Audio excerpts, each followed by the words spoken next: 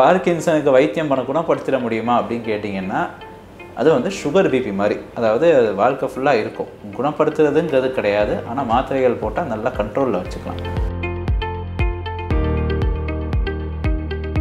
சில பேருக்கு பார்த்திங்கன்னா ஒரு சைடு ஃபுல்லாக கண் மூடுற அளவுக்கு துடிக்கும், இல்லை முகமே வாயை இழுத்துக்கிற அளவுக்கு துடிக்கும், கை துடிச்சிக்கிட்டு இருக்கும், சும்மா இருக்கும்போதே துடிக்கும். இது மயோக்ளோனஸ்னு சொல்லுவோம். ஸோ அது வந்து வைத்தியம் பண்ண வேண்டிய விஷயம். மறதிங்கிறது இப்போதைக்கு தவிர்க்க முடியாத விஷயமாக தான் இருக்குது. உங்களுக்கு மறதி வரணும்னு இருந்தால் டெஃபினட்டாக வரும். அதில் வந்து இதில் முக்கியமான பிரச்சனை என்னென்னா, தூக்கம் சரியில்லாமல் ஆகிறது தான் ரொம்ப காமனான பிரச்சனை. இப்போ ஒழுங்காக காஃபியை வந்து நாங்கள் யூஸ்வலாக வந்து தூக்கம் இல்லைன்னா முக்கியமாக செய்ய வேண்டிய விஷயம் வந்து 6 மணிக்கு முன்னாடி எந்த காஃபி டீனாலும் குடிங்க. 6 மணிக்கு அப்புறம் காஃபி டீ குடிக்கிறத தவிர்க்கிறது ரொம்ப முக்கியம். ஏன்னா ஒரு நாளைக்கு அதிகமாக குடிக்கக்கூடாது. இந்த கெஃபீன் சொல்கிற பொருள் வந்து உடம்புல அதிகமாகும். அதிகமாகும் போது தூங்கலைன்னா ஃபிட்ஸு வரும், தூங்கலைன்னா தலைவலி அதிகமாகும், தூங்கலைன்னா வண்டியை ஓட்டும் போது அடிப்பட போய் தூங்கிடுவாங்க, போய் இடிச்சுக்குவாங்க.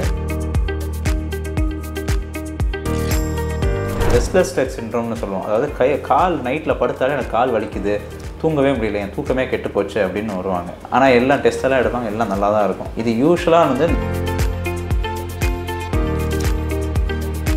பார்க்கின்சன் எடுத்துக்கிட்டோம்னா வயதானவங்களுக்கு தான் முக்கால்வாசி வரும். அதுக்காக சின்ன வயசில் வரக்கூடாதுன்னு எந்த அவசியமும் இல்லை.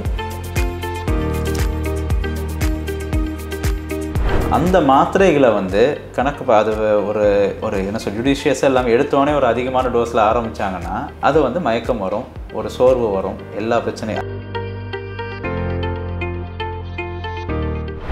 பார்க்கின்சன் டிசீஸோட தீவிரம் அதை குணப்படுத்துறதுக்கான இல்லை வராமல் தடுக்கிறதுக்கான வழிகள் ஏதாவது இருக்காது?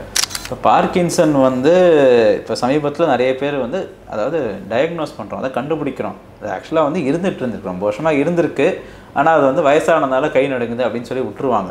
அது வந்து கை நடுக்கம் தானே, அது வயதாகிடுச்சு, அதனால கொஞ்சம் பொறுமையாக செய்கிறாங்க அப்படின்னு சொல்லி விட்டுடுவாங்க. அதனால இவ்வளோ நாள் இருந்த வியாதி வெளியே தெரியல. இப்போ அதை பற்றி நமக்கு ஒரு அவேர்னஸ் அதிகமாக ஆமாம் இது வியாதி, இது குணப்படுத்தலாம் அப்படிங்கிறது இப்போ தெரிய ஆரம்பிச்சிருக்கு. இப்போ பார்க்கின்சன் நோயில் நம்ம சொல்கிறது அந்த நடுக்கம், கை நடுக்கமும் அந்த ஸ்லோவாகிறது, அதாவது செய்கிற எல்லா வேலையும் ஸ்லோவாக செய்வாங்க. முன்னாடி நடக்கிறதோட கொஞ்சம் ஸ்லோவாகிட்டாங்க, வேகம் குறைஞ்சிடுச்சு, ஏன்னா ஒரு மணி நேரத்தில் எல்லா சமையலும் செஞ்சிருவேன், இப்போ 2 மணி நேரம் ஆகுது, இந்த மாதிரி விஷயங்களில் தான் வருவாங்க.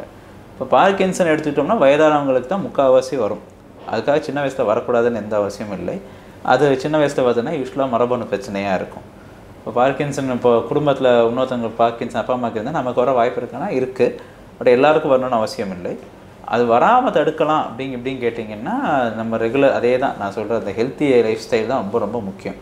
ரெகுலராக எக்ஸசைஸ் உடற்பயிற்சி கொள்வதும், சாப்பாட்டில் வந்து இந்த மெடிட்ரேனியன் டயட்னு சொல்லுவோம். அதாவது காய்கறிகள் அதிகமாக, ஃப்ரூட்ஸ் அதிகமாக வச்சுட்டு, அரிசி வகைகள், கோதுமை இதெல்லாம் கொஞ்சம் கம்மியாக வச்சு சாப்பிட்றது, வெஜிடபிள்ஸ் ப்ரோட்டீன் ப்ராப்பரான ப்ரோட்டீன் சாப்பிட்றது, ஃபிஷ் அதிகமாக எடுத்துக்கிறது, இதெல்லாம் வந்து உங்களுக்கு ரிஸ்கே இருந்தாலுமே அதை வரதை கம்மிப்படுத்துறதுக்கான வழிகள் இதெல்லாமே. இப்போ அதுக்கு பார்க்கின்சனுக்கு வைத்தியம் பண்ண குணப்படுத்திட முடியுமா அப்படின்னு கேட்டிங்கன்னா, அது வந்து சுகர் பிபி மாதிரி. அதாவது அது வாழ்க்கை ஃபுல்லாக இருக்கும். குணப்படுத்துறதுங்கிறது கிடையாது. ஆனால் மாத்திரைகள் போட்டால் நல்லா கண்ட்ரோலில் வச்சுக்கலாம். ஸோ டைமுக்கு அது ஒழுங்காக அதுக்கேற்ற மாதிரி பார்த்து வைத்தியத்தை பண்ணோம்னா நல்ல வியாதியை நல்லா கண்ட்ரோலில் வச்சுக்கலாம். வயசாகும் போது வியாதியும் கொஞ்சம் அதிகமாக தான் செய்யும். ஸோ அதுக்கேற்ற மாதிரி தான் வைத்தியமும் மாறும். ஸோ இப்போ ஆரம்பத்தில் மாத்திரைகளில் இருப்பாங்க, போக போக ஒரு 5 வருஷமாக 10 வருஷமாக ஆகும்போது மாத்திரைகள் செயல் கொஞ்சம் கம்மியாகும்போது அதிகமான டோசேஜ் தேவைப்படலாம். இப்போ மாத்திரையினாலே அதிகமாக டோசேஜ் எடுக்கும் போது பிரச்சனைகள் வரலாம். ஸோ அதனால் லோ டோஸில் யாருக்கும் பிரச்சனை வரப்போகிறதில்ல. பட் அதிகமாக போக போக கொஞ்சம் சைடு எஃபெக்டோ அதனால் கொஞ்சம் பிரச்சனைகள் வரலாம். அப்போ வரும்போது அதுக்கு ஏற்ற மாதிரி இப்போ புதுசாக வந்து ஆப்ரேஷன்லாம் கொண்டு வந்திருக்கோம். ஸோ கொஞ்சம் இன்ஜெக்ஷன்ஸோ ஆப்ரேஷன்லாம் புதுசாக வந்திருக்கு. புதுசானா இருக்குது, ஒரு 10 வருஷமாக இருக்குது. இப்போ கொஞ்சம் சமீபத்தில் கொஞ்சம் அதிகமாக அவைலபிளாக இருக்குது நம்ம ஊரில். வந்து டிபிஎஸ் அப்படின்னு சொல்லுவோம், டீப் பிரெயின் ஸ்டிமுலேஷன் சர்ஜரின்னு ஒன்று பண்ணுறோம். அது வந்து பார்க்கின்சன் கொஞ்சம் அதிகமாகும் போது செய்ய வேண்டிய ஒரு விஷயம். மூளையில் அதாவது ஹார்ட்டுக்கு பேஸ் மேக்கர் வைக்கிற மாதிரி, வயர் வச்சு வைக்கிற மாதிரி மூளைக்கு ஒரு பேஸ் மேக்கர், அது உள்ளுக்குள்ளே வயரை வச்சு கண்ட்ரோல் பண்ண போனோம், சிப்பு வச்சு கண்ட்ரோல் பண்ணுவோம். அது வந்து வச்சோம்னா அது மிஷினை பொறுத்து இருக்குது. 7 வருஷத்துலேருந்து 20 வருஷம் வரைக்கும் அது வைக்கலாம், அது வேலை பார்க்குற மாதிரி. மாத்திரை போடுறதை கம்மி பண்ணலாம், மாத்திரையே இல்லாமல் மேனேஜ் பண்ண ட்ரை பண்ணலாம். ஸோ இது எல்லாமே வந்து இந்த டிபிஎஸ் சர்ஜரியில் பண்ணலாம். அதை மீறி இப்போ புதுசாக வந்து அதாவது ரத்தம் இல்லாமல் ஆப்ரேஷன், அதாவது இந்த எம்ஆர்ஐ கைடட் ஃபியூவர்ஸ்னு ஒன்று பண்ணுறேன், ரத்தம் இல்லாத ஆப்ரேஷன். அதுவும் ஆப்ரேஷன் தான், பட் என்ன மூளையை திறக்கணும்னு அவசியம். இதுவே வந்து சிக்கி ஹோல் சர்ஜரி, சின்னதாக ஒரு ஊசி அளவு தான் உள்ளே போடுவாங்க, ஓட்டை போடுவாங்க. பட் அதுவுமே இல்லாமல் பண்ணுறதுக்கு ஆப்ஷன் வந்திருக்கு. என்ன அது வந்து இப்போது ரீசெண்டாக சில விஷயங்களுக்கு ரொம்ப நல்லா வேலை பார்க்கும் பார்க்கின்சன் தான், பட் எல்லாத்துக்கும் எல்லா பிரச்சனைகளையும் சரி பண்ணுமா அப்படிங்கிறது கிடையாது. அது ஒன்றும் நமக்கு தெரியாது, அது போக போக தான் தெரியும் நமக்கு. ஸோ இப்போ புதுசாக மாத்திரைகளும் இந்த ஆப்ரேஷன் ஆப்ஷன்ஸும் வந்துட்டு இருக்கும் போது பார்க்கின்சன், அதாவது பார்க்கின்சனை குணப்படுத்தலைனா கூட அது அவங்கள தினசரி வாழ்க்கையை நல்லா சிறப்பாக வைக்கிறதுக்கு நிறைய வழிகள் இருக்குது. இப்போ நீங்கள் சொன்னீங்களா சார், சுகர் ப்ரெஷர் மாதிரி நம்ம அதுக்கும் மருந்துகள் வாழ்க்கை ஃபுல்லாக எடுக்க வேண்டிய நிலை வரலாம் அப்படின்னீங்கல்ல. ஸோ இப்போ மக்கள்கிட்ட பொதுவாக காணப்படுற ஒரு விஷயம் என்ன அப்படின்னா, நம்ம நரம்பியல் பிரச்சனைகளுக்கு மருந்து எடுத்துக்க ஆரம்பித்தாலே வந்து உடம்பு ரொம்ப சோர்வாயிரும் அப்படின்ற ஒரு தயக்கம் இருக்குது எல்லாருக்கும். அது உண்மைதானா, இல்லை அவங்களுக்கு நீங்கள் சொல்கிற விஷயம் இல்லை? என்ன பிரச்சனைனா, நம்ம ஊரில் வந்து நரம்பு பிரச்சனை, அதாவது ஒரு வலிக்கு மாத்திரை அப்படின்னா நரம்பு பிரச்சனை மாத்திரைகள், நியூரோபதி ட்ரக்ஸு நிறையா இருக்குது.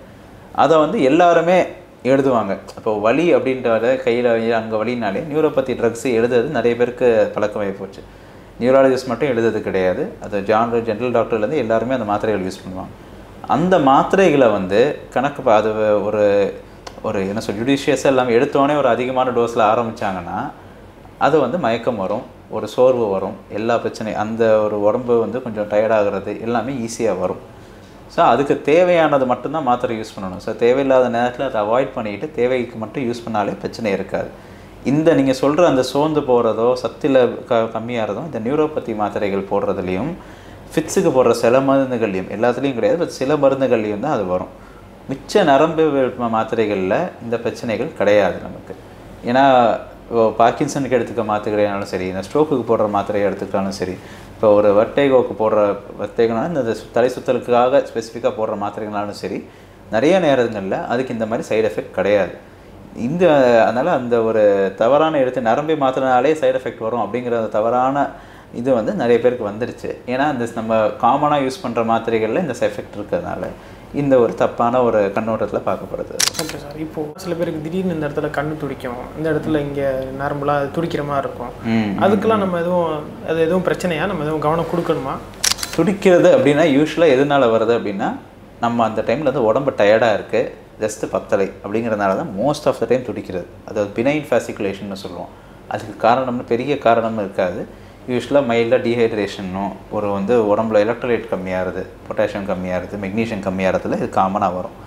இது மீறி வந்து சில காரணங்கள் இருக்குது. அதாவது துடிப்பு வந்து ஜாஸ்தியாக இருக்குது. சில பேருக்கு பார்த்திங்கன்னா உடம்பு ஒரு சைடு ஃபுல்லாக கண் மூடுற அளவுக்கு துடிக்கும், இல்லை முகமே வாயை இழுத்துக்கிற அளவுக்கு துடிக்கும், இதை கை துடிச்சிக்கிட்டு இருக்கும், சும்மா இருக்கும்போதே துடிக்கும். இது மயோக்ளோனஸ்னு சொல்லுவோம். ஸோ அது வந்து வைத்தியம் பண்ண வேண்டிய விஷயம். ஸோ அதுக்கு காரணங்கள் பார்ப்போம். நரம்பில் கொஞ்சம் டேமேஜ் இருக்குதா, இல்லை மூளையில் எங்கேயாவது டேமேஜ் இருக்கா, இதனால் இந்த இரிட்டேஷன் இருக்குது அப்படிங்கிறத பார்ப்போம். ஸோ அதை வந்து நம்ம பார்த்துட்டு அது எங்கே இரிட்டேஷன் இருக்கோ அதுக்கேற்ற மாதிரி வைத்தியம் பண்ணணும். ஆனால் வைத்தியம் பண்ணால் சரியான விஷயந்தான் இது. ஓகே சார், அடுத்து இன்னொரு முக்கியமான விஷயம் சார், இளம் தலைமுறையினருக்கு நீங்கள் சொல்லக்கூடிய ஒரு விஷயமா இருக்குன்னா, அதிகமாக டீ காஃபி சாப்பாடு உடல் எல்லா வேலையில் அப்படி சுற்றிட்டு இருக்காங்களா. ஸோ அந்த டீ காஃபி அதிகமாகிடுச்சு, அதில் அதை பித்தம் அதிகமாக இருக்காதுன்னு சொல்லுவாங்கல்ல, அதனால் வரக்கூடிய பிரச்சனைகள் ஏதாவது நரம்பியல் பிரச்சனைகள் இருக்கா? இதில் முக்கியமான பிரச்சனை என்னென்னா தூக்கம் சரியில்லாமல் ஆகிறது தான் ரொம்ப காமனான பிரச்சனை. இப்போ ஒழுங்காக காஃபியை வந்து நாங்கள் யூஸ்வலாக வந்து தூக்கம் இல்லைன்னா முக்கியமாக செய்ய வேண்டிய விஷயம் வந்து 6 மணிக்கு முன்னாடி எந்த காஃபி டீனாலும் குடிங்க. 6 மணிக்கு அப்புறம் காஃபி டீ குடிக்கிறத தவிர்க்கிறது ரொம்ப முக்கியம். ஏன்னா ஒரு நாளைக்கு அதிகமாக குடிக்கக்கூடாது. இந்த கெஃபீன் சொல்கிற பொருள் வந்து உடம்புல அதிகமாகும். ஸோ அதிகமாகும் போது தூக்கத்தை வந்து டேமேஜ் பண்ணுற வாய்ப்புகள் ரொம்ப அதிகம். அது ஒன்று. இன்னொரு முக்கியமான பிரச்சனை என்னென்னா, இப்போ நிறைய டீ காஃபி குடிக்கிறவங்களுக்கு இந்த மைக்ரைன் தலைவலி வர வாய்ப்புகளும் அதிகம். ஸோ ஏன்னா அது டீஹைட்ரேஷனை உண்டாக்கும், அந்த மூளையை ட்ரிகர் பண்ணும். ஸோ அதனால் அதை கொஞ்சம் அவாய்ட் பண்ணிக்க, அதாவது ஒரு அளவாக யூஸ் பண்ணுறது ரொம்ப முக்கியம். அடிக்கடி யூஸ் பண்ணுறதுல இந்த பிரச்சனைகள், இந்த தூக்கமும் சரி மைக்ரைனும் சரி ரொம்ப காமனாக அஃபெக்ட் பண்ணக்கூடிய விஷயங்கள். ஸோ இதை அவாய்ட் பண்ணுறதுக்கு அந்த டீ காஃபி அளவை வந்து கம்மி பண்ணிக்கிறது நல்லது. இப்போது நீங்கள் நிறைய பேஷண்ட்ஸ் பார்த்துட்ருப்பீங்க இல்லையா? ஸோ முன்னே இல்லாத இப்போ கொஞ்சம் கொஞ்சமாக நிறைய பேர்ட்டு பார்க்குற பிரச்சனைகள் ஏதாவது இருக்கா? இந்த மாதிரி அதிகமாகுது, நீங்கள் இதை சரி பண்ணிக்கோங்கன்னு ஏதாவது இருக்கா? அதிகமாக பார்க்கக்கூடிய விஷயம்னு கேட்டிங்கன்னா, ஒன்று இந்த பார்க்கின்சன் பற்றிய அறிவுரைகள் நிறைய தெரியுது. இப்போ எல்லாருக்கும் அதை பற்றி அவேர்னஸ் வந்திருக்கு. ஸோ வராங்க, அது ஒன்று காமனாக பார்க்க ஆரம்பிச்சிருக்கோம். இன்னொன்று பார்க்குறதுனா அந்த ரெஸ்ட்லெஸ் லெக் சிண்ட்ரோம்னு சொல்லுவோம். அதாவது கால் நைட்டில் படுத்தாலே எனக்கு கால் வலிக்குது, தூங்கவே முடியல, என் தூக்கமே கெட்டு போச்சு அப்படின்னு வருவாங்க. ஆனால் எல்லாம் டெஸ்ட்டெல்லாம் எடுப்பாங்க, எல்லாம் நல்லா தான் இருக்கும்.